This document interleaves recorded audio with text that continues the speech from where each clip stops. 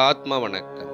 ஆத்மபிதா சுவாமி சிவானந்த பரமஹம்சர் அவர்களால் ஸ்தாபிக்கப்பட்ட சித்த சமாஜத்தின் தமிழ்த்திங்கள் வெளியீடான உலகக்ஷேமம் இதழில் இடம்பெற்ற சித்தவேத கருத்துக்கள். வருடம் 1970. மாதம் ஆகஸ்ட். தலைப்பு: ஈஸ்வரனை சேவிக்காத ஈஸ்வர பக்தர். ஈஸ்வர சேவை செய்யத் தெரியாத பக்தர்களே நாட்டில் அதிகம். ஈஸ்வரன் என்றால் ஆளுவதற்குரியவன் என்று பொருள்.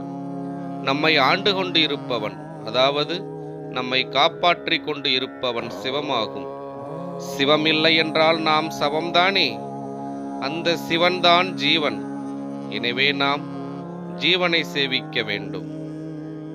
சேவித்தல் என்றால் உட்கொள்ளுதல் என்று பொருள்.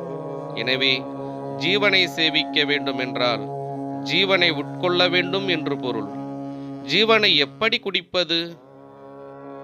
நமக்குள்ளே இருந்து நம்மை காப்பாற்றிக் கொண்டிருக்கிற ஜீவன், அதாவது பிராணன், அபானனாய் 5 துவாரங்கள் வழியாக வெளியேறி நசிக்கிறது.